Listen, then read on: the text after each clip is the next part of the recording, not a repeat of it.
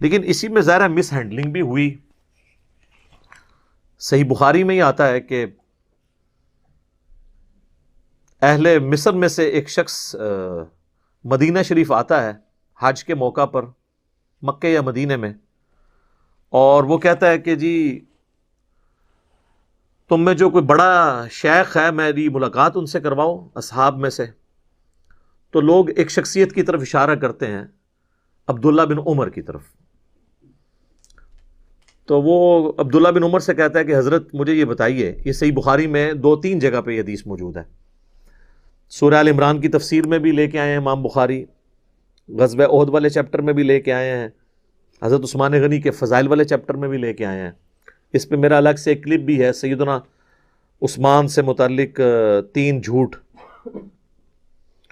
تو صحیح بخاری کے الفاظ ہیں کہ عبداللہ بن عمر سے وہ شخص کہتا ہے کہ حضرت یہ بتائیں کہ کیا غزوہ احد کے دن حضرت عثمان جو ہے وہ میدان جنگ چھوڑ کر بھاگ گئے تھے؟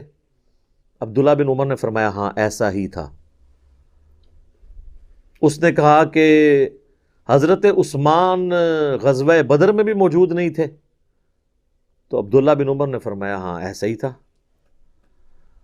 اور پھر پوچھا کہ جن اصحاب نے درخت کے نیچے رسول اللہ کی بیعت کی جس میں سورہ فتح نازل ہوئی، اصحاب شجرہ جن کے بارے میں صحیح مسلم میں حدیث ہے کہ مجھے اللہ سے امید ہے جنہوں نے درخت کے نیچے میری بیعت کی جہنم کی آگ انہیں نہیں چھوئے گی. تو حضرت عثمان جو ہیں وہ اصحاب شجرہ میں بھی شامل نہیں تھے، وہاں پر بھی موجود نہیں تھے. تو نبی صلی اللہ علیہ وآلہ وسلم کی بیعت سے وہ محروم رہے. تو عبداللہ بن عمر نے فرمایا ہاں حضرت عثمان وہاں پہ بھی موجود نہیں تھے. بس یہ 3 باتیں اس نے سنی تو اس نے نعرہ لگایا اللہ اکبر. چونکہ وہ اہل مصر میں سے تھا اور اہل مصر حضرت عثمان کی پالیسیز کی وجہ سے نالاں تو تھے ہی، اب ان کو علمی دلیل بھی مل گئی ناراض ہونے کی. تو وہ جب پیٹ پھیر کے وہاں سے جانے لگا تو عبداللہ بن عمر نے اس کو کہا کہ رک جا، پہلے میرے کو پھکی تو لے جا، تو میرا بھی جواب سن لے نا. وہ عربی کے الفاظ ایسے ہی، اس کا مطلب یہ پھکی لے جا اور یہ جا کے مصر والوں کو دے دینا میری طرف سے، ان 3 باتوں کے جواب میں. پھر انہوں نے کہا کہ رہا مسئلہ اس بات کا جو تم نے پوچھا کہ احد کے دن حضرت عثمان بھاگ گئے تھے میدان جنگ سے، تو قرآن حکیم میں اللہ نے ان کی یہ غلطی معاف کر دی ہے. اور پھر انہوں نے سورہ آل عمران کی آیت نمبر جو 152 میں آیا نا وَلَقَدْ عَفَا عَنْكُمْ، بے شک اللہ تمہیں معاف کر چکا. ایک یہ آگے چل کے پھر ایک اور آیت آئے گی اسی کانٹیکسٹ کے اندر، وہ آیت بھی انہوں نے تلاوت کی اور انہوں نے کہا کہ چونکہ اللہ تعالیٰ نے اب معاف کر دیا ہے لہٰذا اب تمہیں اس معاملے میں کوئی ہرزہ سرائی کرنے کی ضرورت نہیں ہے. یہ آیت بھی میں آپ کو بتا دیتا ہوں. ہاں آیت نمبر ہے 155 وَلَقَدْ عَفَا اللَّهُ عَنْهُمْ، بے شک اللہ تعالیٰ معاف کر چکا ہے انہیں. جتنے لوگ تھے، وہ صرف حضرت عثمان کو سنگل آؤٹ کرنا غلط ہے، اور لوگ بھی تھے. تو چونکہ یہ تو ہوگی معافی. پھر انہوں نے کہا تو نے بدر کے بارے میں پوچھا کہ بدر میں حضرت عثمان شامل نہیں تھے، تو اس کی وجہ یہ تھی کہ وہ نبی صلی اللہ علیہ وآلہ وسلم کی اجازت کی وجہ سے شامل نہیں ہوئے تھے، کیونکہ نبی صلی اللہ علیہ وآلہ وسلم کی جو بیٹی تھی سیدہ رقیہ سلام اللہ علیہا، وہ حضرت عثمان کے عقد میں تھیں اور وہ اس وقت سخت بیمار تھیں.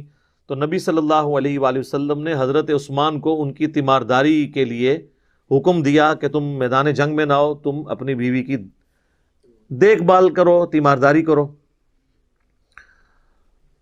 اور پھر بخاری کے الفاظ ہیں، عبداللہ بن عمر کہتے ہیں کہ نبی صلی اللہ علیہ وآلہ وسلم نے حضرت عثمان کو باوجود اس کے کہ وہ غزوہ بدر میں شامل نہیں تھے بدری اصحاب میں شمار کیا، حتیٰ کہ جب مال غنیمت بانٹنے کی باری آئی تو حضرت عثمان کو بھی مال غنیمت میں سے حصہ دیا، حالانکہ وہ جنگ میں نہیں تھے، تاکہ یہ چیز انشور ہو جائے کہ وہ بدری اصحاب میں سے. ظاہر ہے صحابہ بدر کی تو ایک فضیلت ہے.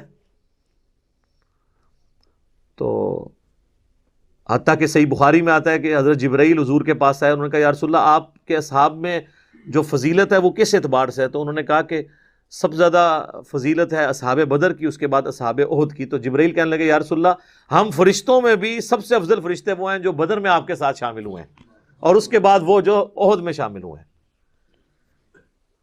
صلاۃ بر محمد وآل محمد اللہم صلی علی محمد وعلی آل محمد، یعنی حضور کی نسبت ہے الحمدللہ.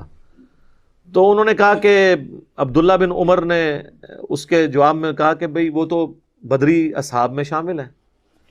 رہا تیسرا مسئلہ ہے جو تم نے کہا کہ صلح حدیبیہ کے موقع پر اصحاب شجرہ میں وہ شامل نہیں تھے، تو واللہ اس دن عثمان سے زیادہ معزز شخص ہی کوئی نہیں تھا، کیونکہ حضور علیہ السلام نے انہیں اپنا سفیر بنا کے اہل مکہ کی طرف بھیجا تھا. اور جب عثمان رضی اللہ تعالیٰ عنہ کی قتل کی افواہ مشہور ہو گئی تو حضور نے جو موت پہ بیعت لی تھی عثمان کے لیے تو لی تھی، وہ سب سے زیادہ معزز تھا اس دن، اور حضرت عثمان وہاں پہ موجود نہیں تھے، تو حضور نے اپنا دایاں ہاتھ بلند کر کے کہا کہ یہ عثمان کا ہاتھ ہے، اور اپنے بائیں ہاتھ پہ مارتے ہوئے کہا کہ میں اس کی بیعت بھی لیتا ہوں. اچھا آپ دیکھیں حضور نے ساتھ ساتھ وہ ایشوز سارے کل کیے ہیں جس کی وجہ سے کوئی بعد میں تان کر سکتا تھا. اصحاب بدر میں شمار کیا تو مال غنیمت میں بھی حصہ دیا تاکہ وہم نکل جائے. یہاں پر بھی اصحاب شجرہ میں وہ شامل نہیں تھے، لیکن یہ چیز لوگ بھول گئے کہ اصحاب شجرہ کی جو بیعت موت پہ ہوئی تھی وہ حضرت عثمان کے قتل کے بدلے کے لیے ہوئی تھی. جس شخص کے قتل کے بدلے کے لیے بیعت لی جا رہی ہوتی ہے تو وہ تو سب سے زیادہ معزز ہوتا ہے، کیونکہ بیعت اس کی وجہ سے ہو رہی ہے. پھر بھی حضور نے کیا کہا کہ عثمان موجود نہیں ہے، یہ ہاتھ عثمان کا ہاتھ ہے اور میں اس کی بیعت لیتا ہوں. تو حضور نے اپنے ہاتھ کو حضرت عثمان کا ہاتھ قرار دے کے ان کی بیعت لی. یہ تینوں فضائل حضرت عثمان کے بیان کر کے ان تینوں اعتراضات کے جواب میں حضرت عبداللہ بن عمر نے اس مصری شخص سے کہا کہ جانا اور اہل مصر کو یہ بھی ساتھ دے دینا، یعنی یہ پھکی ہوئی لہجہ جدا کوئی علمی آزما خراب ہوئے تو انہوں پھکی ہوئی دیں کہ اگر وہ حضرت عثمان کے اوپر کوئی تان کرے.